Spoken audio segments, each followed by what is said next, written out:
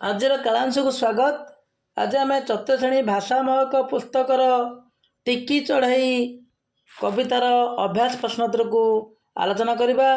ପୂର୍ବରୁ ଆମେ ଏହି କବିତାର ସାର କଥାକୁ ବା କବିତାକୁ ବିଷୟରେ ଆମେ ପଢ଼ିଥିଲେ, କିନ୍ତୁ କିଛି ଭାଇ ଭଉଣୀ କମେଣ୍ଟ ସେକ୍ସନରେ କମେଣ୍ଟ କରିଥିଲେ ଯେ ପ୍ରଶ୍ନ ଉତ୍ତର କହିବା ପାଇଁ।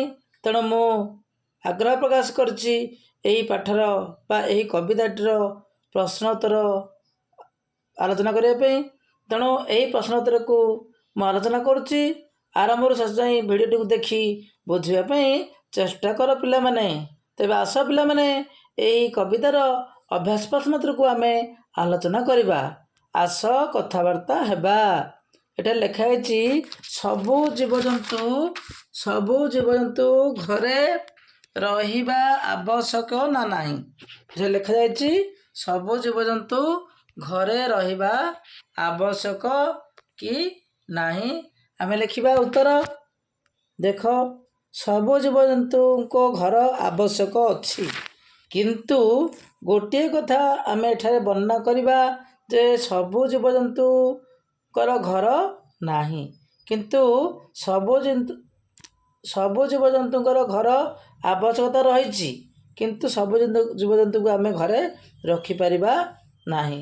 ଯେପରିକି ଆମେ ଘରେ ରଖିପାରିବା ଗାଈ, ଛେଳି, ବିଲେଇ, କୁକୁରକୁ ଆମେ ରଖିପାରିବା, କିନ୍ତୁ ଆମେ ବାଘ, ଭାଲୁ, ହାତୀ ଏସବୁକୁ ଆମେ ଘରେ ରଖିପାରିବା ନାହିଁ। ତେଣୁ ଏଠାରେ ଆମେ ଏଇଭଳି ଲେଖିପାରିବା। ପଶୁପକ୍ଷୀମାନେ କେଉଁଠି ରହନ୍ତି? ଏହାର ଉତ୍ତର ହେବ ପଶୁପକ୍ଷୀମାନେ, କେତେକ ପଶୁପକ୍ଷୀ ବଣ ଜଙ୍ଗଲରେ ରହନ୍ତି, ଆଉ କେତେକ ପଶୁ ଆମେ ଘରେ ପାଳନ କରିଥାଉ। ଗୃହପାଳିତ, ତାକୁ ଆମେ ଗୃହପାଳିତ ବୋଲି କହୁ, ଏବଂ ଯେଉଁମାନେ ଜଙ୍ଗଲରେ ରହନ୍ତି ଜଙ୍ଗଲର ପଶୁ ବୋଲି ବା ଜଙ୍ଗଲରେ ରହୁଥିବା ହିଂସ୍ର ପଶୁ ବୋଲି ଆମେ କହୁ। ତୁମ ପରିବାର ସଦସ୍ୟମାନେ କାହିଁକି ଘରୁ ବାହାରକୁ ଯାଆନ୍ତି? ଆମେ ଜାଣିଛେ ଘରୁ ବାହାରକୁ କାହିଁକି ଯାଆନ୍ତି ନା କିଛି ପଇସା ବା ଅର୍ଥ ରୋଜଗାର କରିବା ପାଇଁ, ପରିବାର ପ୍ରତିପୋଷଣ କରିବା ପାଇଁ ବାହାରକୁ ଯାଆନ୍ତି। 4 ନମ୍ବର ପ୍ରଶ୍ନ, ତୁମ ଘରକୁ କିଏ ଆସିଲେ ବା ତୁମେ କାହା ଘରକୁ ବୁଲିବାକୁ ଗଲେ କିପରି ଅନୁଭବ କର? ଆମ ଘରକୁ କିଏ ଆସିଲେ ବା ଆମେ ଅନ୍ୟ ଘରକୁ ଗଲେ ଆମକୁ ବହୁତ ଖୁସି ଲାଗେ। 5 ନମ୍ବର ପ୍ରଶ୍ନ, ତୁମେ ଭାବୁଛ କି ପକ୍ଷୀମାନଙ୍କ ପରି ଆମେ ବି ଧୀରେ ଧୀରେ ବଡ଼ ହେଉ ବା ସଂସାରକୁ ଦେଖୁ? ଏଠାର ଉତ୍ତର ହେବ ହଁ, ଆମେ ମଧ୍ୟ ପକ୍ଷୀମାନଙ୍କ ପରି ଧୀରେ ଧୀରେ ବଡ଼ ହେଉ, ସଂସାରକୁ ଦେଖୁ। ପ୍ରତ୍ୟେକ ପିଲାଙ୍କ ଅନୁଭୂତିକୁ ମନ ଦେଇ ଶୁଣ। ଏ ସମୟରେ ତୁମେ ଅନୁଭୂତି କୁହ। ଭାଷା କଥା ପଢ଼ ଓ ବୁଝ। ଭାଷାର କଥା ପଢ଼, ବୁଝ। 1 ନମ୍ବର, ଅସଜଡ଼ା ପଦକୁ ସଜାଡ଼ି ପାଖ କୋଠରୀରେ ଲେଖ। ଦେଖ ପିଲାମାନେ, ଏଠି କିଛି ଲେଖାଯାଇଛି, ସେଗୁଡ଼ିକ ଅସଜଡ଼ା ଭାବରେ ଅଛି, ତାକୁ ଆମେ ସଜାଇକିରି ଏଇ ବକ୍ସରେ ଲେଖିବା। ଦେଖ ପିଲାମାନେ, ଏଠାରେ ଲେଖାଯାଇଛି କ'ଣ? ଭାବିଲି ସୁନ୍ଦର କେଡ଼େ ଦୁନିଆ, ବସାରୁ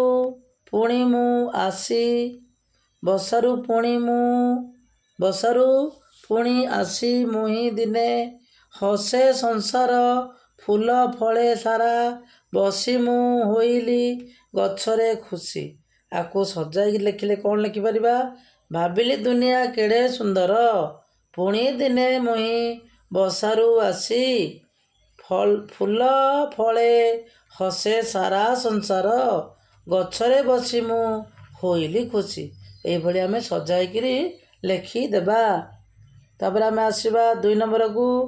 କବିତାରେ ଅଣ୍ଡା ପରି ଆକାର ପଦ ସହିତ କେଉଁ ଶବ୍ଦଟି ମେଳ ଖାଉଛି କୁହ ଏବଂ ଲେଖ।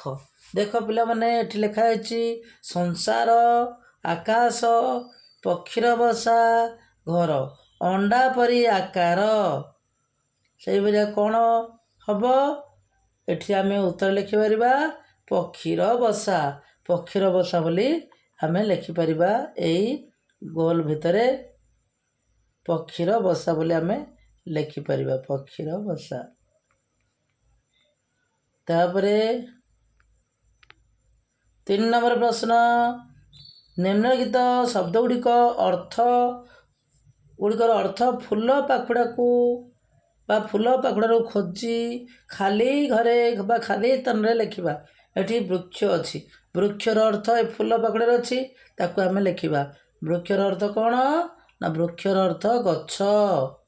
ମାତା, ମାତାର ଅର୍ଥ ମା। ଧରାର ଅର୍ଥ ପୃଥିବୀ। ବିହଙ୍ଗର ଅର୍ଥ ପକ୍ଷୀ। ନୀଡ଼ର ଅର୍ଥ ବସା। ଏଇଭଳି ଆମେ ଏଇ ବକ୍ସ ଭିତରେ ଲେଖିପାରିବା। 4 ନମ୍ବର, ନିମ୍ନଲିଖିତ ଶବ୍ଦ ଗୁଡ଼ିକର 4ଟି ବିକଳ୍ପ ଦିଆଯାଇଛି। ସେଗୁଡ଼ିକ ମଧ୍ୟରୁ ଠିକ୍ ଉତ୍ତରଟି ବାଛି ତଳେ ଦିଆଯାଇଥିବା କୋଠରୀରେ ଲେଖ। କ ନମ୍ବର, କବିତା ଅନୁସରଣରେ ବାହାର ଦୁନିଆ ସହିତ କେଉଁ ଶବ୍ଦ ଜଡ଼ିତ ବୋଲି ତୁମେ ଭାବୁଛ? ଏଠାରେ କିଛି ଅପସନ୍ ଦେଇଛି। ବସା, ଅଣ୍ଡା, ଡେଣା, ଆକାଶ। ତେଣୁ ଏହାର ସଠିକ୍ ଉତ୍ତର ହେବ ଆକାଶ। ଆମେ ବକ୍ସ ଭିତରେ ଆକାଶ ବୋଲି ଲେଖିବା। ଖ ନମ୍ବର ପ୍ରଶ୍ନ, କାହାର ବିରାଟ ଦେହ ଦେଖି ପକ୍ଷୀ ଶାବକଟି ଭୟଭୀତ ହୋଇଗଲା? ଆକାଶ, ବସା, ବିଶ୍ୱ, ସୂରୁଜ। ଏହାର ସଠିକ୍ ଉତ୍ତର ହେବ ଆକାଶ। ବିରାଟ ଆକାଶ ଦେଖି ପକ୍ଷୀ ଶାବକଟି ଭୟଭୀତ ହୋଇଗଲା। ଗ ନମ୍ବର ପ୍ରଶ୍ନ, ପକ୍ଷୀ ଛୁଆଟିର ବସାଟି କିପରି ଥିଲା? ଛୋଟ, ବିରାଟ, ବହୁତ ଲମ୍ବା, ରଙ୍ଗୀନ। ଏହା ଛୋଟ ହେବ। ଉତ୍ତର ଛୋଟ, ତେଣୁ ଆମେ ଛୋଟ ବୋଲି ଲେଖିବା। ଘ ନମ୍ବର ପ୍ରଶ୍ନ, କବିତାରେ ସକାଳ ସୂରୁଜ କିରଣକୁ କ'ଣ କୁହାଯାଇଛି? ଟାଣ ଖରା, ନରମ ଖରା, କଅଁଳ ଖରା, ସୁନ୍ଦର ଖରା। ଏହାର ସଠିକ୍ ଉତ୍ତର ହେବ କଅଁଳ ଖରା। ଆସ ଉତ୍ତର ଲେଖିବା। 1. ପକ୍ଷୀ ଛୁଆଟିର ଭାବନାକୁ ନିଜ ଭାଷାରେ ଲେଖ। ପକ୍ଷୀ ଛୁଆଟିର ଭାଷାକୁ ନିଜ ଭାଷାରେ ଲେଖ। ଏହା ଉତ୍ତର ଆମେ ଲେଖିବା।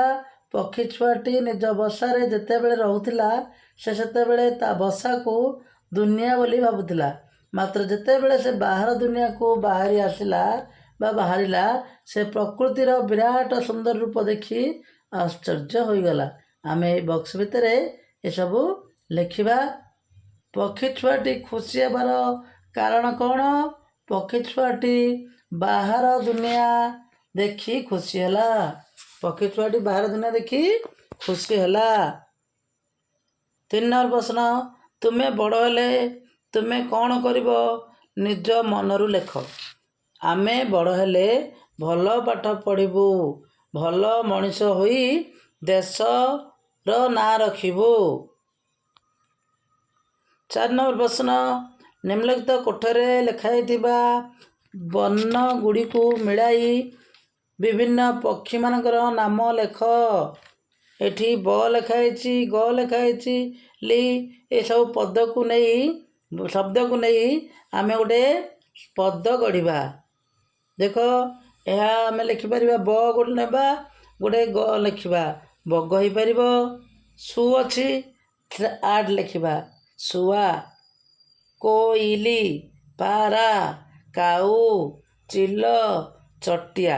ଏହିଭଳି ଆମେ ଏଇ ଭିତରୁ ବାଛି ଲେଖିପାରିବା। ଏଠାରେ ଅଛି ତୁମ ପାଇଁ କାମ, ଭାବଭଙ୍ଗୀରେ ପ୍ରକାଶ କରି ଦେଖାଅ। ଏଠାରେ ତୁମ ପାଇଁ କାମରେ ଦେଇଛି ଧୀରେ ଧୀରେ ଆମେ ଚାଲିବା। ଖୁସିର ଗୋଟେ ଅଭିନୟ କରିବା। ଭୟ ହେଲେ ଆମେ କେମିତି ଅଭିନୟ କରିବା। ଖଣ୍ଡି ଉଡ଼ା, ପକ୍ଷୀମାନେ କିପରି ଖଣ୍ଡି ଉଡ଼ା ଦିଅନ୍ତି, ସେଭଳି ଆମେ ଅଭିନୟ କରିବା। ଉଭା ହୋଇ ଆମେ ଆମ ଅଭିନୟ ଯାହା ଦେଇଛି ଏସବୁ ନିଜେ କ'ଣ କରିବା? ଅଭିନୟ କରି ଦେଖାଇବା। ଏଠାରେ ରଙ୍ଗ ଦିଅ ଲେଖା ହେଇଛି। ଏଠି ଶୁଆ ଚିତ୍ର କୋଇଲିର ଚିତ୍ର ଅଛି, ଶୁଆର ଚିତ୍ର ଅଛି, ଆଉ ଚଢ଼େଇ ବସାର ଚିତ୍ର ଅଛି।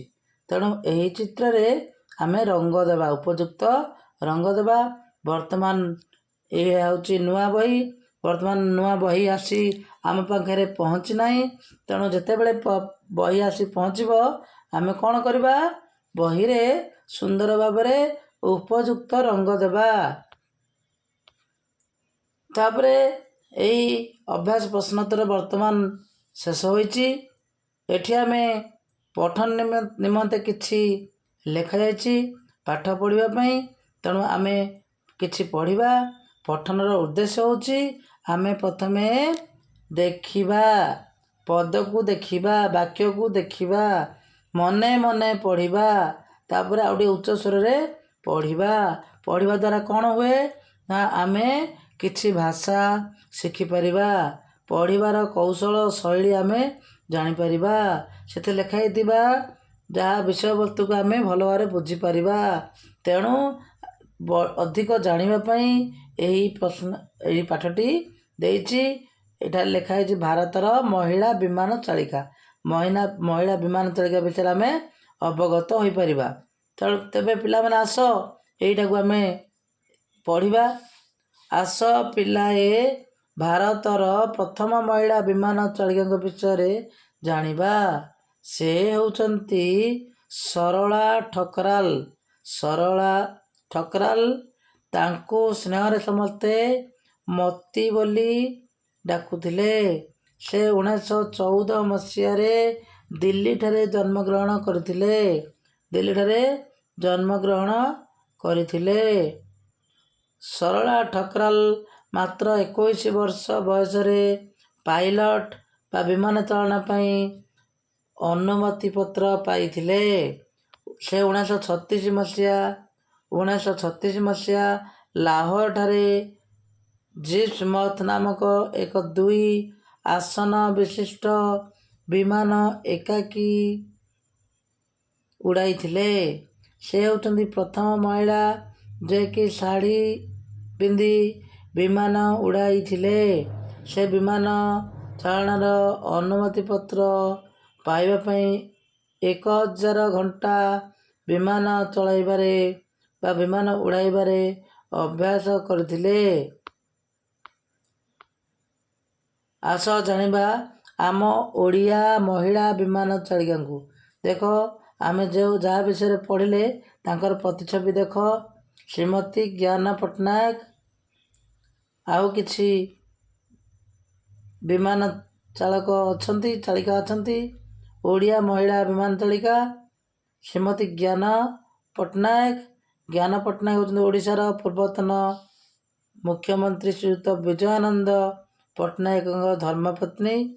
ସେ 1940 ମସିହାରେ ବାଣିଜ୍ୟିକ ବିମାନ ଉଡ଼ାଣ ପାଇଁ ଅନୁମତିପତ୍ର ପାଇଥିଲେ। ଦ୍ୱିତୀୟ ବିଶ୍ୱଯୁଦ୍ଧ ସମୟରେ ସେ ବିଜୟାନନ୍ଦ ପଟ୍ଟନାୟକଙ୍କ ସହ ବିମାନ ଚାଳିକା ଭାବେ କାର୍ଯ୍ୟ କରିଥିଲେ। ଶ୍ରୀମତୀ ଗିରିବାଳା ମହାନ୍ତି ଜଣେ ହେଉଛନ୍ତି ଓଡ଼ିଶାର ବେସରକାରୀ ବିମାନ ମହିଳା ଚାଳିକା।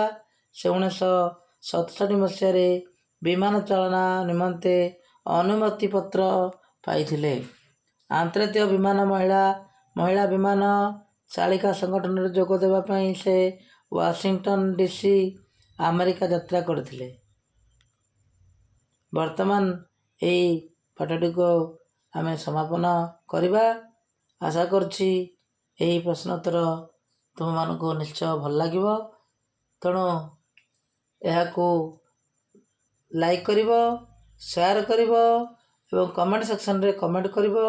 ଯଦି ନୂଆ ଅଛନ୍ତି ଚ୍ୟାନେଲ ପାଇଁ ସେମାନେ ସବସ୍କ୍ରାଇବ୍ କରିଦେବେ ଏବଂ ପାଖରେ ଥିବା ଘଣ୍ଟି ବଟନ୍ ଦବାଇ ଅଲ୍ ନୋଟିଫିକେସନ୍ ଅନ୍ କରିଦେବେ। ଜୟ ଜଗନ୍ନାଥ।